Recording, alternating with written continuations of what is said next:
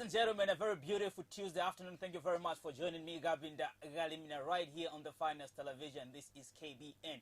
And you know what happens on Tuesday around this time of the evening? We bring to you actually Youth Success. Now, Youth Success is a program that is out there for the youths to come and explain and tell other youths how important it is to be a youth and contribute greatly to the development of Zambia and society at large. And today in the studio I'm joined by somebody very special, and you know why I'm glittering like this? Because of the person who's seated next to me. I'm actually joined by Lydia Katebe. Now Lydia Katebe is a fashion designer, and I know I've never brought a fashion designer on this show. It's the first time actually we're hosting a fashion designer. So they're going to explain a lot of things about fashion designing around the country and what you should wear when going where and why should you wear it around this time of the year and the season. What exactly should you wear? Well, Lydia, welcome to the finest television, KBN Youth Success. Well, thank you so much for having me. Thank you. She's got that zeal and power more than myself. I feel I'm gonna enjoy the time with her. Quick question, because I know there are many out there who are asking this question like I'm asking it myself. Yeah. You know, in Zambia we are used to just waking up in the morning and then you just wear whatever is it. What is fashion and what is designing, for starters? Okay, so fashion and designing is, for me, it's basically an art. Like, it's creativity in its sense. Like, it's a sixth sense. For me, that's how I call it for me. Because it's something that you need to have an eye for, and it's all about passion. It's almost everything to do with creativity. I think bringing it together, different fabrics, textures, and colors, and all of those things. So, yeah. Why did you have to embark on fashion designing? Okay, for me, fashion designing has been like a passion. Okay, so it's something that we've actually been sort of having running in the family. Well, not everyone else in my family is like a fashion designer, but it comes from way back. My grandpa used to sew, and then my mom used to sew. Most about when I was like 5 to 7 years old, most of the clothing that I wear, actually my mom made those clothing for us. So I think it comes from there. So I like sort of picked it up, but not really like my grandpa and my mom really took it as a career and made it big. It was just like a hobby for them and something like to pass time. And back then it was more of a skill taken, especially after school. So for me, it's also something I've just taken up to loving, and it's also a passion in itself, and it's something that I actually want to make and grow big. So yeah. Okay. Now I know it takes ladies a long time to just dress up and everything. Of course. But then I'm talking to a fashion designer who is a lady. Okay. What is your style like? How long exactly does it take you to pick clothes to just wear, even before you talk about the clothes that you design yourself? What is your style like? Okay, for me, my style is all about comfortability. I love to be comfortable all the time. So we have different names of styles. So for my particular one that I'm always comfortable in is streetwear, where I'm mostly in comfortable clothing like sneakers, sweatpants, and all those things. But it's not like every occasion I actually get to wear this. But 3/4 of the time, for me, that's what I feel describes and brings out my character, because I'm strong-willed. So I think that is, it's self-explanatory. When I wear streetwear, for me, it just describes who I am, and so I think that's what I love. Okay. You still don't answer how long it takes you to actually dress up. Well, dressing up for me also depends on where I'm going. Let's say, these days we have occasions and they are themed. Let's say we have a dinner and it's themed, so you actually get sometimes to spend more time than the usual, maybe about an hour or two picking out something that will actually look great. Yeah, for us, especially. Did you just say an hour or yes, two? For us ladies, an hour or two is like 5 minutes for you men. So for us, I think for us that's like okay. It's okay. I mean, it can actually even go more than that. Literally, that 5 minutes is enough for me to take a bath, iron, dress up, and like be upkeep. I'm even outside. That 5 minutes is like me trying to pick out my jewelry. Like what jewelry is going to go with what I'm actually wearing. That's like, yeah. For me, I think 2 hours tops is good. Interesting. Wow. Now I'm gonna be understanding when somebody says, like. Of course. Pick me up in 2 hours. So what do you think are some of the important things for a successful designer? Let's say in Zambia, then we can go outside the country. Okay. So I think for a successful fashion designer, first of all, you have to have quite a number of skills. These are communication skills to begin with, because let's say you're dealing with clients, you need to properly communicate, especially what you're offering, what you're able to do, and as well as listening skills, because you obviously and definitely need to listen to your client when they present to you what it is that they want. So you have to bring it out in a way that they actually expect it. So for you to actually do that, you have to properly communicate with them and listen as well. And aside from that skill, you also need to have the sewing skills. Obviously, you need to, need to know how to learn to use the machine, and because how do you bring this design to life? And also you have to have creativity. Creativity is also like some sort of skill in itself, as well as being artistic, because sometimes you have to draft down or sketch out a design for you to actually bring it to life with the actual fabric. So it's quite a number of skills put together that actually have this work. Okay, interesting. Yeah. Now, to you, what do you think is the best part actually about being a designer? I think for me, the best part about it is coming up with a design and actually bringing it to life. You know, you actually draw something and you're like, can I bring this to life? And you actually see it in form where you can actually touch it, feel it, and actually wear it. And it looks exactly as you dreamt about it and thought about it. So for me, I think that's the biggest achievement, and especially having to put a smile on somebody's face where you actually brought something to life that they actually love and they appreciate, and you give yourself a thumbs up and you said you actually did a good job. For me, I think that's the best thing. Do you ever walk in the street and you see somebody who's not dressed at par and feel they can do better, or you don't? Yeah, I actually have a lot of those, when I'm actually walking in the streets and I'm like, I think I just want to come here and give everyone a makeover when it comes to fashion and everything. Well, there are times when I feel, somebody has a great body, they have a great stature, and I just feel, what, they're not actually wearing what describes them. There are times when you meet someone with a bubbly character and a very good personality, but what they're actually wearing is not going with who they are. So for me, sometimes I kind of feel, there's a way to actually change that. So yeah, I get that a lot and every day. I hope we're going to change how we dress. I just picked what was closest to my clothes when I was coming here. But ladies and gentlemen, you're watching on the Finest Television. This is You Success, and I'm talking to Lydia Kateba, who is actually a designer. We go for the first breather. We're going to play in 5 with Edgar. In 5 with Edgar for the first breather. We'll be back on the other side of You Success.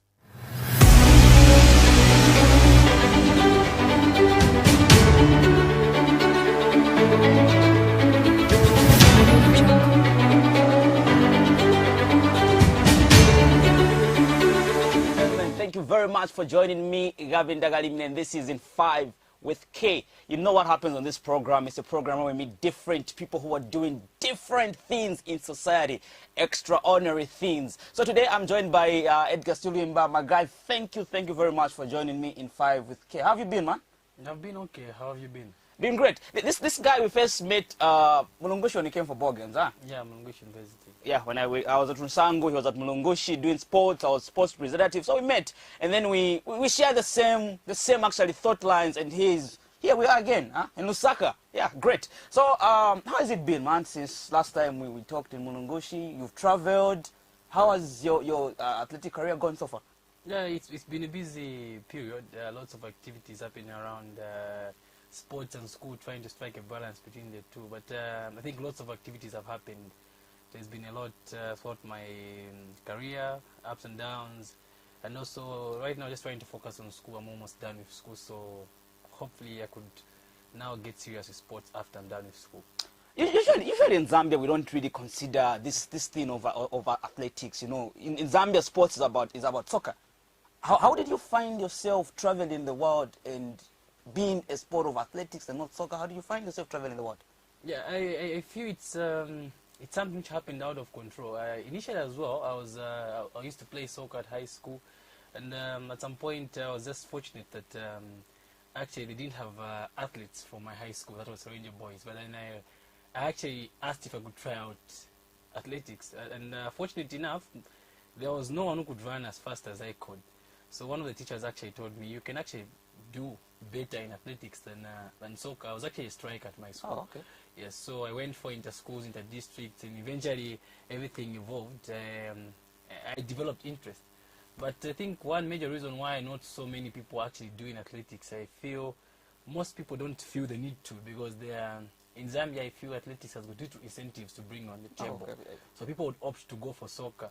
And maybe for some reason, soccer is highly, of course, funded and highly publicized. So people have heard of Ronaldo, people have heard of Messi. So they have lots of role models to look up to. But with athletics, it's not that much. So you we just know Usain Bolt. Yes, and probably for you to know Usain Bolt, you must be coming from an elite society or community. So it's different, but soccer is everywhere. So away from athletics, what exactly are you doing now? What group are you working with? Exactly what are you focusing on right now?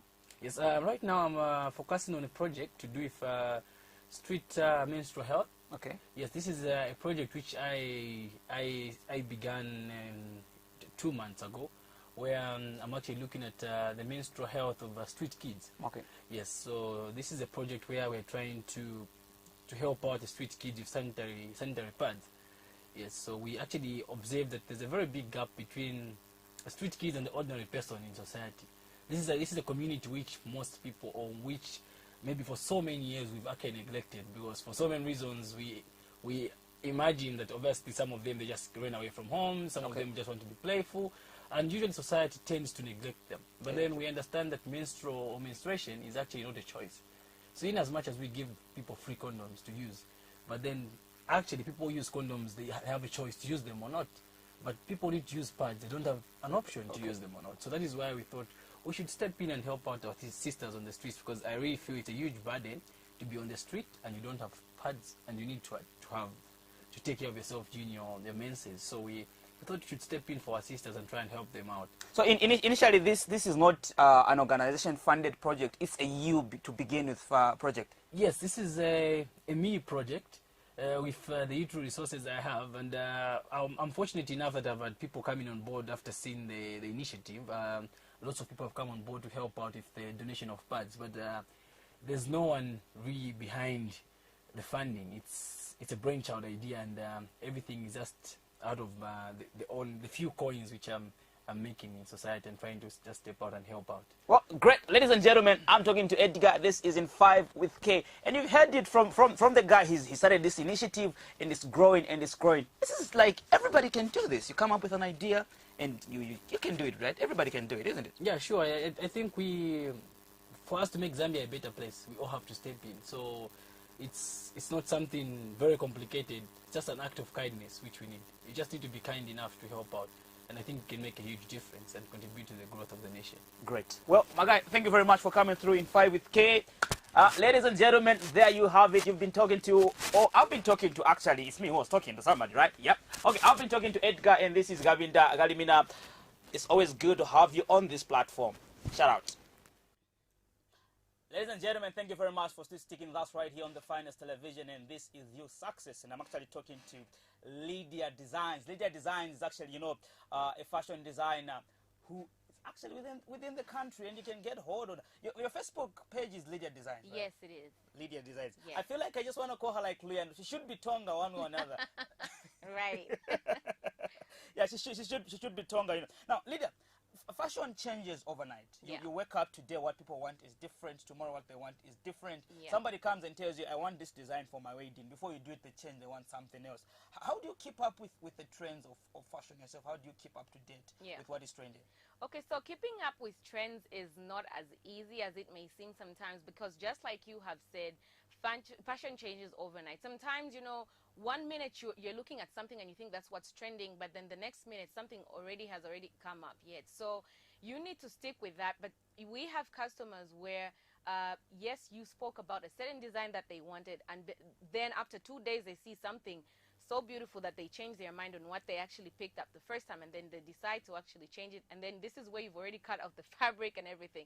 So, well, we see how best to compromise, but then that's a cost on its own. So it's a customer's cost, so they have to think about all those things and then decide on what they want. But even still, when it comes to the trends, let's say we have customers that are maybe not up to date with them. So you actually inform them and let them know what's actually trending, and just in case they see it after choosing their design. And so it's actually helpful for them to even actually pick a certain design of a clothing that's appropriate for a certain function or occasion. Okay, so the next question I'm going to ask you basically is your greatest achievements so far, but I'm going to ask a pre-question to that. Okay. Now, before a design comes out and somebody wears it and we journalists want to take a picture of them, what do you think is the toughest process of whole that process? Where do you think is the toughest stage of that process of designing, tailoring, cutting, and everything?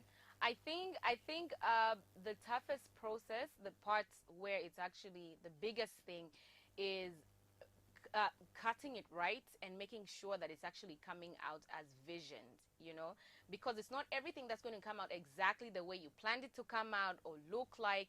So I think making it and bringing it to life is the biggest thing. So it's about taking time and really putting a thought to it before you actually do the cutting and the drafting and everything else, because once you cut certain things, you can't go back at it. So you really actually have to think through before you actually make any step. Okay, so maybe you can just play a little video for the viewers out there to just see some of the works actually that Lydia has done.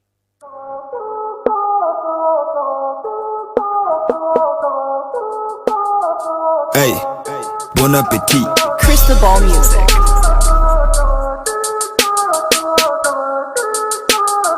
This is Legend. Hey. Limpopo, nin shibifia Limpopo, shibifia nim fuma Limpopo.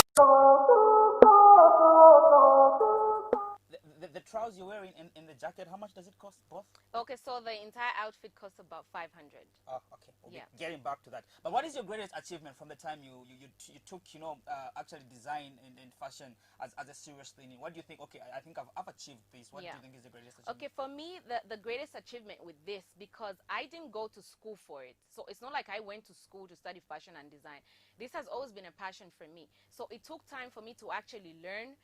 So because everything I've actually learned till now is self-taught. So it's actually me having to look up on these things, reading up on them, and having to get to the part where I actually buy a machine and learning how to use it and bringing pieces together and actually make something out of it. So for me, the biggest achievement is actually being able to actually come up with a garment and actually bringing it to life, especially the fact that I've had to teach these things myself. So it's actually the biggest thing for me to actually know and see myself actually bring these pieces and clothings to life. Okay, so I know he'll be playing some of the you know, the clothes or the designs you've done. He'll be showing the viewers some pictures. But what clothes do you think people should be wearing when going wear and around season? Like, let's say for instance somebody who's going for an interview. What are some of the clothes they should wear? And what are some of the traditional, you know, Zambian clothes that we should maintain as a country, even as we try to adapt going into the Western type of you know, clothes? Okay.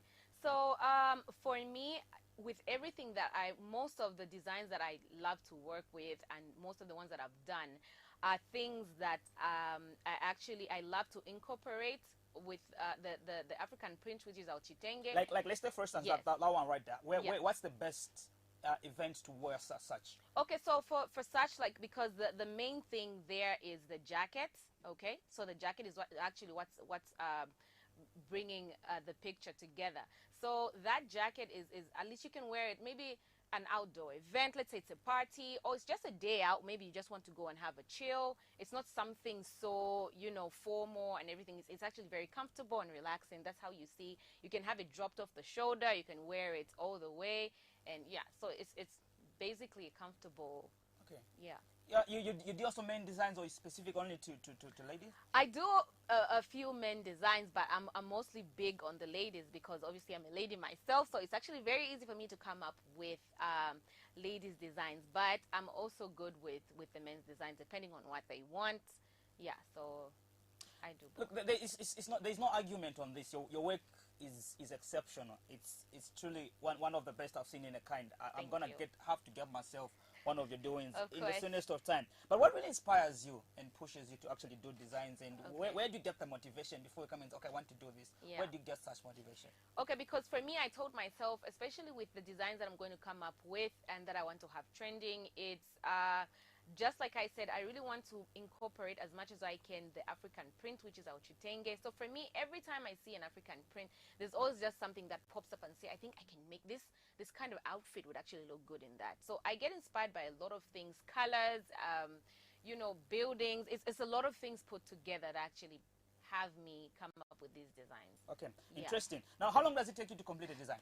Okay, from start to finish. Yeah, so depending on the nature of the design, let's say maybe it's a long dress, it's detailed. Let's say it's an evening dress, so it definitely has to take time. You put more effort to it. There's some outfits that are really effortless that will actually take maybe a day or two, but then there's certain gowns, let's say a wedding gown, that will actually take me maybe a week or more than a week, depending on how heavy or detailed it is. So it depends actually on the nature of the outfit Okay. and the design. Yeah. Well, ladies and gentlemen, you're still watching the finest television. This is Youth Success, and I'm actually talking to Lydia Designs. We go for another breather in 5 with K. We'll be back on the other side.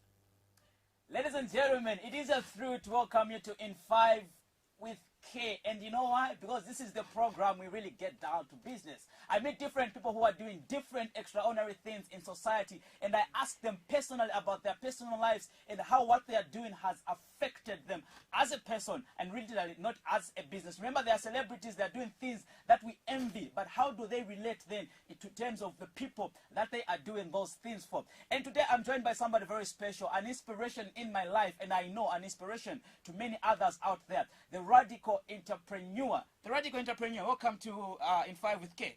Thank you. My pleasure. Quick question. What are some of the traits of entrepreneurship? Great. For one to become a successful entrepreneur, it's quite simple. There are a few traits that you need to actually build on. One is hard work. Of course, much has actually been said about hard work, but the simple thing is this. Most of us dream of a very powerful life, but it is only those that are willing to work hard, because most dream, but we are not willing to work. So hard work. Number two, perseverance. You see, entrepreneurship has ups and downs, success and failures. So your ability to persevere, to keep pushing even amidst challenges, is one trait that sets those that get to be successful and those that ultimately get to give up. If I was to give the two key traits, I would say those two. Of course, there are a number of others, honesty and all those, but those two are quite outstanding. Now, you've taken a vigorous approach towards the youth. You're focusing on the youth mainly. You're bringing the youth in terms of entrepreneurship. Why the youths? You see, youths have one advantage, and the key advantage for the youths is that they have time on their side. Okay. You see, a youth can achieve so much if we only realized how much we can achieve as young people. I believe so much in young people. You see, much of the discoveries around were done by the youths. In fact, youths have truly changed the world. Isaac Newton was a youth. Alexander the Great conquered the world at 21. He was a youth. In fact, even Jesus Christ, he died at 33. He died while as a youth. But see how he changed the world. So the youths have indeed changed the world. In fact, even locally, if you look at the political scene, the first cabinet had the majority as youths. So youths can achieve so much. And you see, the youths are the majority. And if you really want to change society, any society, then you need to utilize the majority, because youths account for about 70%.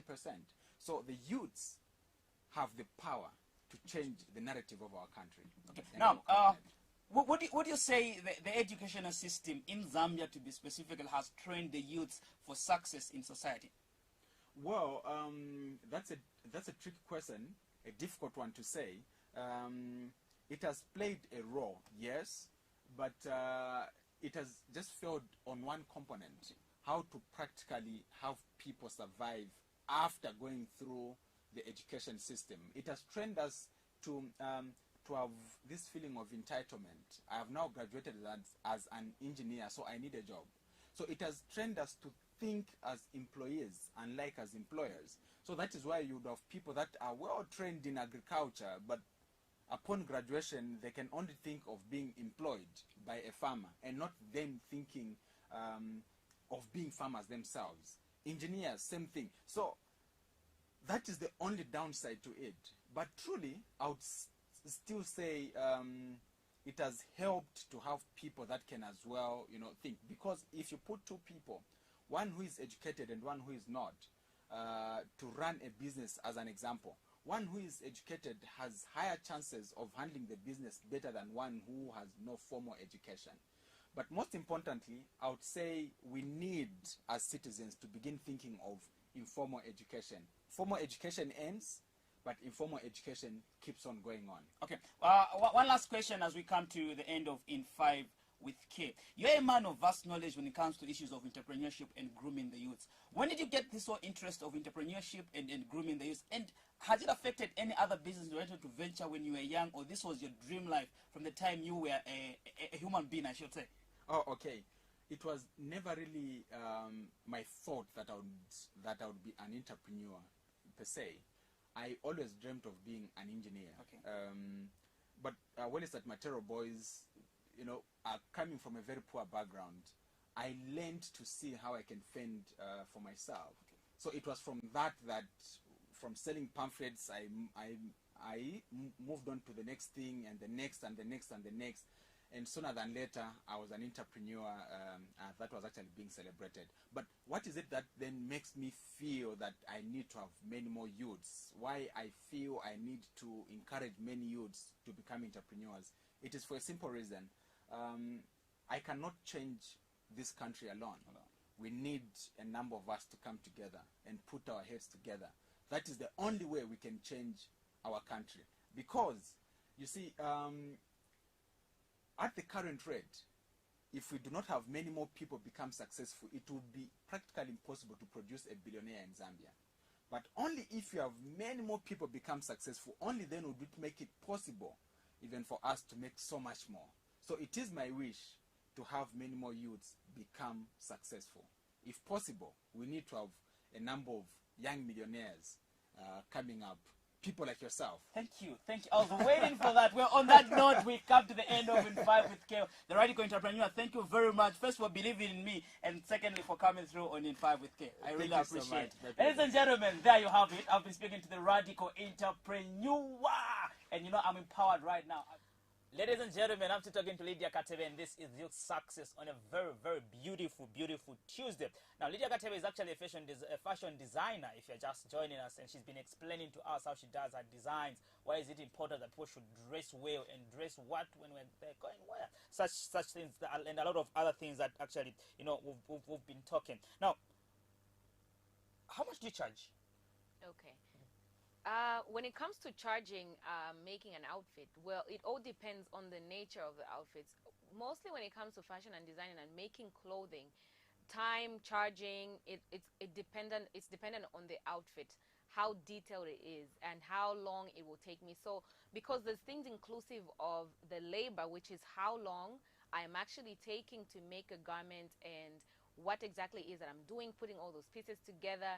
And then it comes to a customer, maybe they want me to purchase everything or provide everything from the fabric and making it. And we also have customers where they will come already with the fabric, and then I just have to make the garment. So the charges actually differ. Okay. So and how many do you target customer, your audience? Do you not say, okay, this one, I think this one can suit this much, or to you it's just like this is the bottom line for me. If you can't pay, you can't work with me. Well, I mean, obviously somebody has to pay for the job to get done. But then I'm flexible sometimes. You know, I am flexible when it comes to, there are customers that are actually faithful enough to pay beforehand. And there's some that actually pay upfront, even way before they actually want to wear, when they actually want to wear the garment. So different customers come through, and you just need to learn how to deal with them in a professional way, of course. And just like I said, having communication skills and listening skills is a good thing, because you also need to apply your business skills, and you need to have this known to the customers on what you actually, what your services are all about. Okay, so you do design, and it's not, you know, a career for you. It's more like passion. You love what you do. So how do you actually, as a youth who's quite busy trying to focus on her life, you're trying to develop, you're trying to live a life now that is going to sustain your 40s and everything. Yeah. How do you combine, you know, your day-to-day work and activities and this passion that you have? Okay, so I actually schedule my time. So because I have work aside from my design business, so I need to just, I do have a calendar and a diary on how I schedule what I'm going to do. So I have targets. Oh, this is when I actually get done with this particular garment. I have work at this time, so I definitely need to wake up at this time and rest for so much. So it's basically balancing time and how you actually get things done. So it's not easy, but I at least manage to get both my work and my designs work done. Okay, and now I know you've talked about customer. There, you know, one of the many challenges to a business like fashion design are issues of arrogant customers. Yes. How do you actually handle such clients? Okay, so such clients, you know, you need to really be patient and have an empathetic heart and mind, and you need to be smart about certain things, because there's sometimes customers will only come to intimidate you and actually just check if you actually can make a certain garment. And so you need to actually focus. You need to stay focused. That's one thing. You need to really stay focused on what it is that you're in for. And also just need to be patient and let the customer speak. Let them talk about what they want and air out what they want. Unless when it comes to a place where you actually didn't do something right on what they actually expected you to do, and then you don't do it right. So you need to find a way on how to calming them down and make sure you deliver. So it's actually a lot of work, but it's not a place where fashion and design is not a place where you allow so many mistakes. So it's actually learning and how to do something right the first time. Okay. Now, do you have a shop where you do this, or you just do it from home? I'm currently doing it from home because for me it's the best place to do it, because let's say I'm not able to sleep at 3 in the morning, so I actually get up and just go into my workspace and actually do my designing. So for me, I feel being home for now is very convenient because I'm actually able to still rest and still work at the same time in the same place. Okay. Now, are you computer illiterate over issues of design? Do you use any softwares to come up with designs, or it's just something you wake up in the morning, you see something nice and you're like, okay, Yeah. I can do it in a similar way? Or maybe you use some softwares to do your designs? Okay, so when it comes to computer-aided designs, when it comes to designing, we don't have so many of them available, especially in our country. So you obviously have to purchase them from outside, and they are quite expensive. So the best thing to run to, which is why I mentioned in the first place, which should be one of the important skills that a fashion designer should have, is sketching, because that's your sort of aided design for you to actually come up with a design, aside from having the advanced ones like the computer aided designs. So if you don't have that, you can actually quickly run to having to sketch something up on paper and bring it to life. So currently I use there's some applications that we actually can get from a Google store and just download on your phone, but they're not as helpful as actually having to do your own sketching, because it's not everything else that is so much available to you when it comes to applications.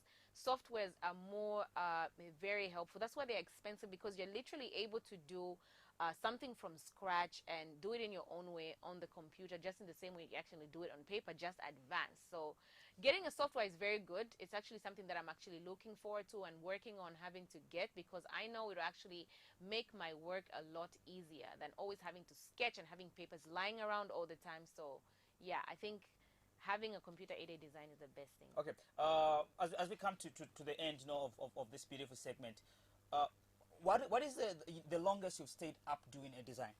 I think there was a time I was actually making a wedding dress and I was up like the whole day. Like I woke up from literally 1 in the morning and did it to 1 the next day.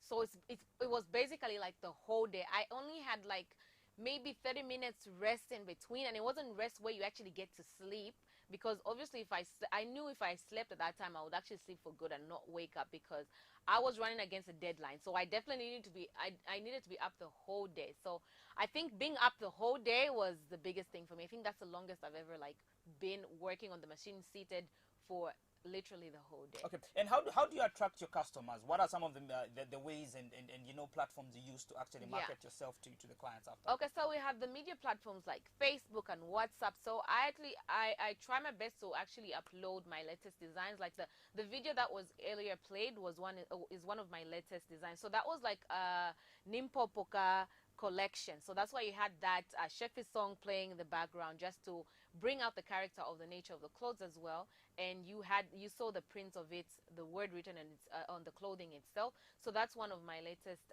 collections. So I actually use my WhatsApp statuses because I have a business line. So I keep my customers' numbers so they're actually able to see and keep up to what it is that I'm actually currently doing and offering as well. So I use the media platforms. Facebook, I have my Facebook page, which is Lydia Designs, and I have my WhatsApp. I'm actually currently working on my Instagram page, just so I can have that up and running, so I can have people there as well see what it is I'm actually offering. Okay, so prior to this generation of youth that are coming on board right now, Yeah. there was a notion that work was for the older people. Yeah. Why do you think youths right now should take up these challenges of being entrepreneurs themselves, taking up the challenges of working, using their passion, using their hard work? I know time is quite limited and everything, because people are busy with work. You have to work 8 hours a day.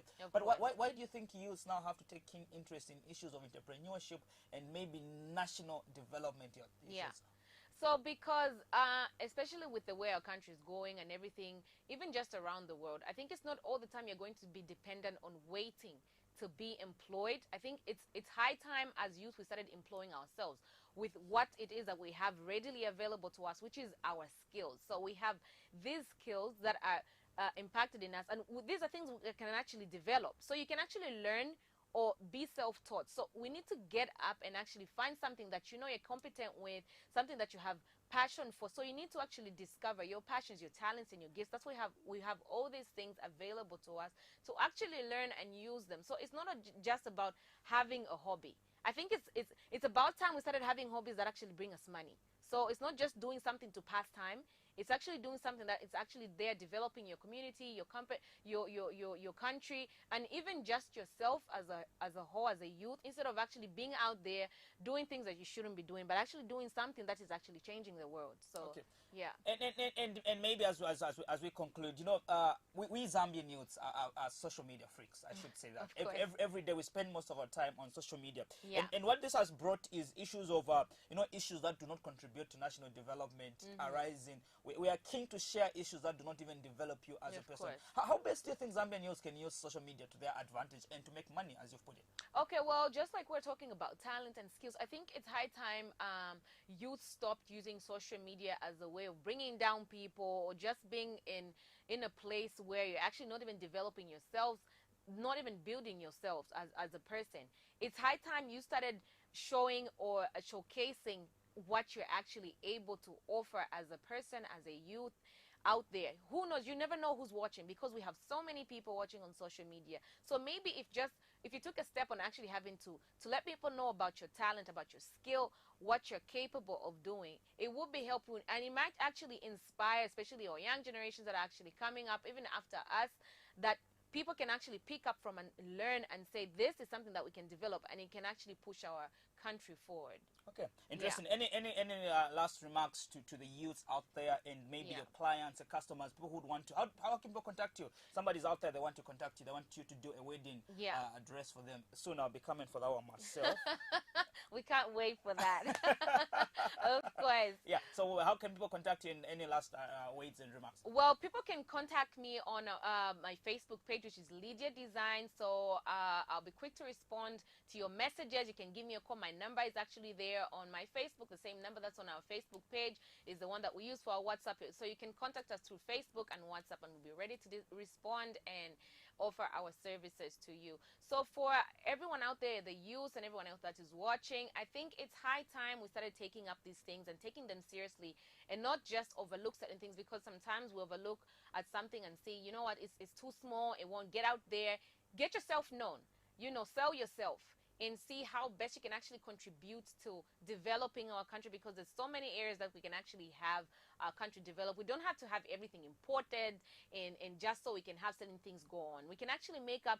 I actually want to look for youth that are actually able to manufacture fabric from scratch, instead of having all the time, even all these beautiful fabrics that we are looking for imported and wait for them for a long time. Especially with this coronavirus, it's taking quite a long time for these things to actually being delivered to us. So if we can have people that can actually have these things made in our local, I think that would be the best thing. So for me, I think it's best we follow our passions as youth and have these things seen and made known to our country, as well as develop our country for the best. So yeah, I think for me that's it. Well, ladies and gentlemen, I've been speaking to... Now, can I call you Leandro? I know your name is Lydia Kate, but can I call you Leandro this once? Go ahead and do whatever makes you happy. Ladies and gentlemen, I've been speaking to Leandro. I'm joking. I've been speaking to Lydia Kate, who is actually a fashion designer from within Lusaka. So she told you can contact her, get in touch with Lydia Designs on Facebook, and you'll be through to her beautiful services. Well, ladies and gentlemen, we come to the end of today's segment of Youth Success. My name is Gavinda Galimina, but I'm going to leave you in 5 with K. We'll meet next week, same time.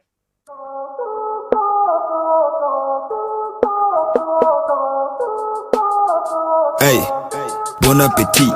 Crystal Ball Music.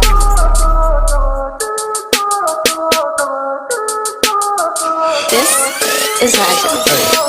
What's up, people? Thank you very much for joining me, Gavin Dagalimina, on In 5 with K. Today, I'm talking to one of the greatest comedians in Zambia. This guy is famous. He's done a lot of things for comedy in Zambia. His name is Chilufya Kachimbwe, or Vanapsa, the second in command. My guy, thank you very much for coming through to In 5 with K. Thank you.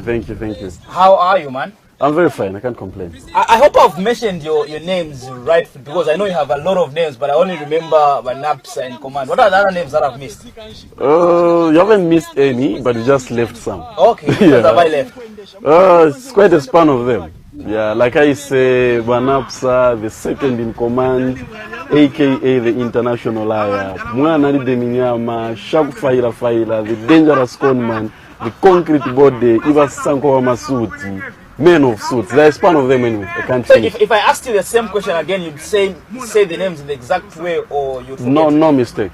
Let's do it again. Vanapsa, the second in command, aka the international liar, Mwana de Minyama, Shaku Faila, the DC, the dangerous conman, Iva Sanko Masuti, Muchete Mupale. Let's start from zero. So who is Vanapsa? Vanapsa is just a simple guy as I appear. Yes, but I grew up in Chiwombo. Yes, no wonder I always mention Chiwombo, even though I'm no longer in Chiwombo, but I just try to put my place of origin on the map. So how did this comedy aspect of your life come into? How did you discover that funny part of your life? Prior to becoming a comedian, I was a joker. Oh, okay. Yes, and before becoming a comedian, I used to be a footballer. But one thing that I never discovered was the comical aspect of me. But it was ever in me, because every time we were in camp, everywhere in class, people could still come around me and wanting to be cracked up. And I used to do exactly that. Now, I don't know whether you're telling me the truth or just being a comedian at the end of it. That's the problem with the lingering with. Now with comedians, whatever you see is what you get. Great. So probably as an industry, what are some of the challenges you face, you guys, as comedians? Where if you, let's say, you want to blow out there, what are some of the challenges you face? Let's start from within Zambia. You know, whatever you do, there are always pitfalls and advantages. But on the pitfall part, you would find that, like you said, our industry is a very small industry. And when people look at you, they look at comedians to be fools, as in, they don't take us seriously. Then the other thing is that our arts industry is not well funded by the government and other stakeholders.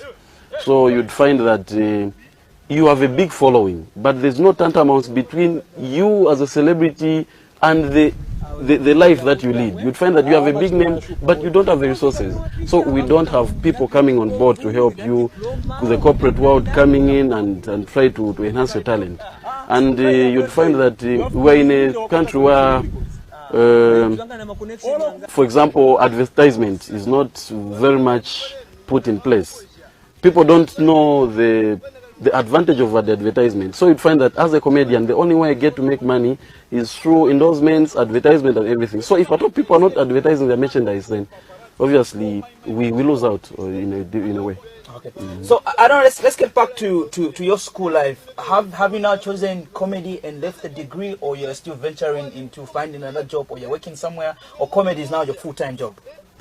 For now, comedy is my full-time job. I don't have anything that I do, because I just graduated recently. That was on the 5th of March. Okay. Yes, so I'm still trying to find one or two things to do, but as it stands, it's only comedy that is sustaining me. I know people who are watching this are already laughing and what is playing in the background, but any funny thing you want to make me laugh as well about? No, making people laugh isn't an easy thing, because we are people of different situations. You can imagine you have your own problems and you want me to make you laugh. Okay, so, that alone is a joke. Really? So at times you'd find that there are people in the audience, you're cracking up, you're cracking jokes, they're not laughing. But at the end of the day, we tell them to say, it's not my problem that you're not laughing. It's just that your problems are bigger than my talent. So it's actually a hard thing to make people laugh. So you mean if you are, let's say, for instance, you're having a show and then you're cracking jokes, I don't laugh, it means my problems are bigger than your talent? Yes. Because that's the only level I can reach. If at all I don't match your standards, then you just have a problem. Oh Lord, what up, sir? Cheers, my guy, for coming through. I really appreciate it, bro. Thank you, man. And all the best, brother. Thank you, I appreciate it. So this is been In 5 with K, and today I was speaking with Vanapsa, the